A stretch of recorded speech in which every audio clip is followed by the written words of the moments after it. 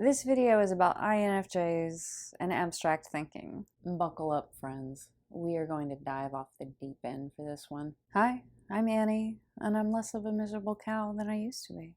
I'm feeling mostly okay. How are you?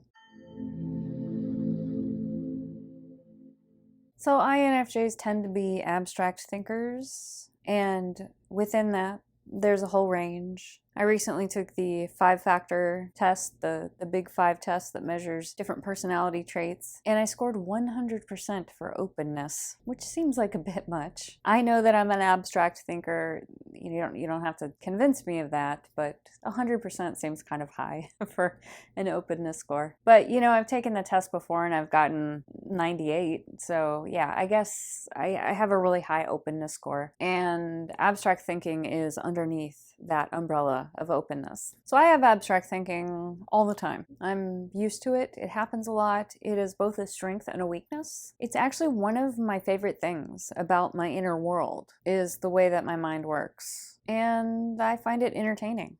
My inner world is entertaining. The way that I perceive the world is entertaining. The world is vastly mysterious and interconnected, and I could never get bored because my curiosity about the nature of reality is so vast. But being a highly abstract thinker can be problematic in a world where you sometimes need to communicate in a concrete way or, organize your thoughts into a logical flow.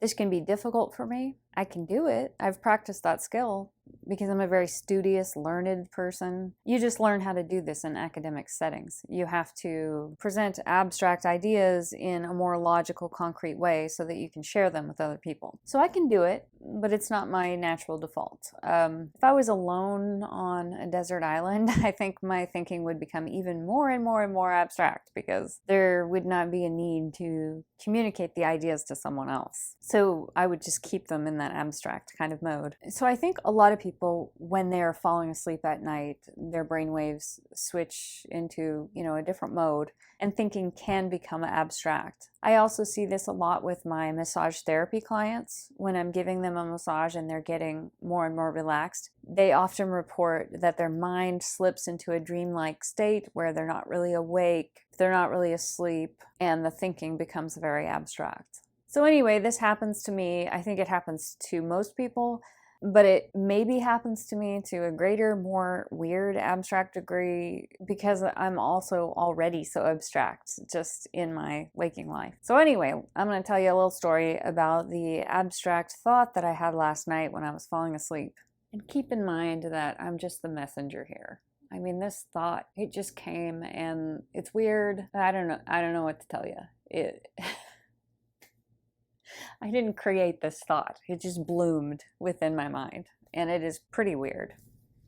So I was drifting off to sleep, and an image came into my mind, and it was a cross. And the cross was dividing the space into 4 quadrants. And within each quadrant, there were 2 symbols. They weren't really letters that I recognized, they were just little squiggles. And the emphasis was really on those symbols. And then the emphasis suddenly switched to the cross, the thing that was, dividing the space and dividing and separating those symbols into these 4 quadrants. And then right where the cross was emerged this really faint image of the crucifix.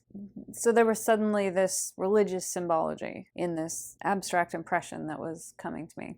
Okay, so when the emphasis was on the 4 different quadrants, that was first, and then the emphasis went to the cross that was in the middle. When that happened, when the emphasis switched to the cross, there was this sudden epiphany. It was a thought inside of my mind that said, I am the cross, not the symbols. So I am this, I am not those 4 things.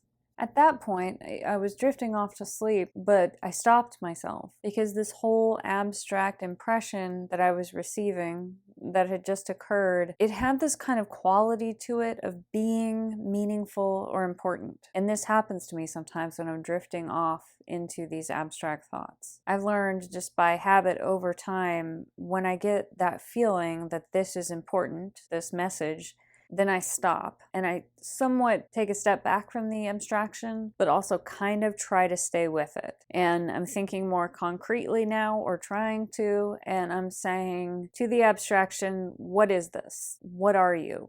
What are you trying to say? And I try to translate that abstraction into something more concrete so that I can understand it in a logical way and possibly communicate it to other people, which is what I'm trying to do now. And I don't know if any of this is going to make sense to you. So I asked the thing, the nebulous abstraction, what are you trying to tell me? What do you mean? And then I had this thought that the four things were just the functions, the MBTI functions, the Myers-Briggs personality type functions, because I've been thinking about that a lot and studying that a lot. So, a lot of times when you're really focused on something, that'll show up in your dreams. So it was kind of like that, even though it wasn't properly a dream because I hadn't been asleep yet. So that is what the symbols represented in the four boxes. But then there was this idea of the cross, the emphasis switching to identifying with the cross, not the personalities, not the traits, but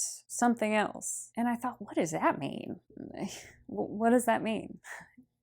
And then this phrase and understanding popped into my head, and it was sort of like a message from myself to myself.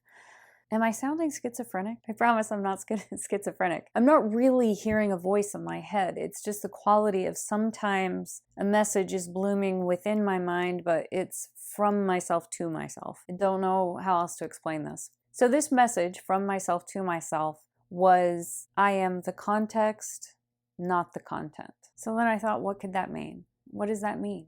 I am the context and not the content. What could that possibly mean? And then what occurred to me was this idea of consciousness being one, So we're talking about the nature of consciousness now, the nature of reality. And this idea that consciousness is one, that we only appear to be separate consciousnesses floating around. You believe that you're separate from me, but there's an idea out there that consciousness is actually one. And furthermore, there's an idea that consciousness is not a thing. Consciousness is context. And that context of consciousness contains all the things, all the differentiations. Me, you, the illusion of separation, the illusion of the created world. Does this make any sense to you at all? So we are all one consciousness, but we appear to be a whole bunch of different consciousnesses in different people, 7 billion plus people. But there's an idea, some people have a theory, that is just an illusion. We're having this experience of separation, but really there's just one thing, and it's consciousness. And it is the context, not the content. If that makes any sense to you at all, let me know. And again, I'm sorry about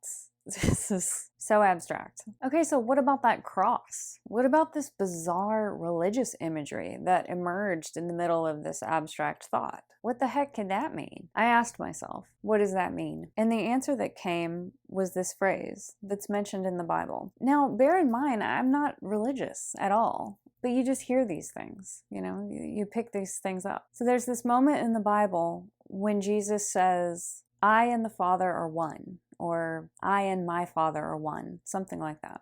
And people interpret it differently. It's a pretty audacious thing to say, don't you think? I and my Father are one. Because Jesus was a man, right? So God is this great almighty thing. And here is Jesus, a man, saying, I and my Father are one. What could that possibly mean? People interpret that differently. Well, in a way, you could say potentially it points to this idea that consciousness is one. Consciousness is the only thing there is. If there is God, God is consciousness. God is that context.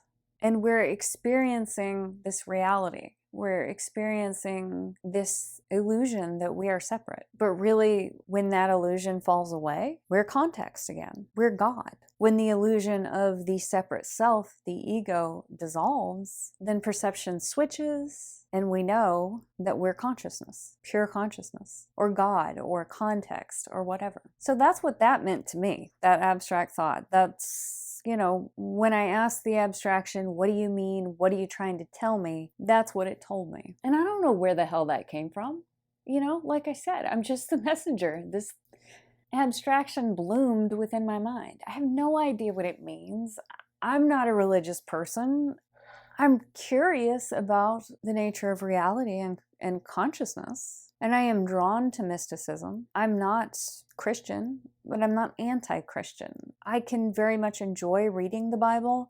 I have read it at times, but I'm really not interpreting it literally. And I really see, you know, some parallels to the language that's used in the Bible potentially meaning something very, very different than how it's been interpreted. That phrase, I and my Father are one, being one example of that. So anyway, that's a weird abstract thought that I had while I was falling asleep. And I'm just wondering, if you're an INFJ, how abstract is your thinking? Because I think INFJs do tend to have more abstract thinking than other types. And I'm just curious how far you all go down the rabbit hole. Because as you can see, I can sort of dive off a cliff. And it does make it weird. It's, I don't normally say these things out loud, you know, so why am I making this video? Why am I even trying to explain this to you? Because it's like really abstract and weird. So I don't usually, but I don't know. I was just running on my morning run and I thought maybe I'll attempt to explain that abstract thought that I had. I don't know if it's going to mean anything to anybody. But the good thing is no one's really watching anyway. I don't think anyone watches this channel, so it doesn't really matter, right? Anyway, friends, thanks for sharing.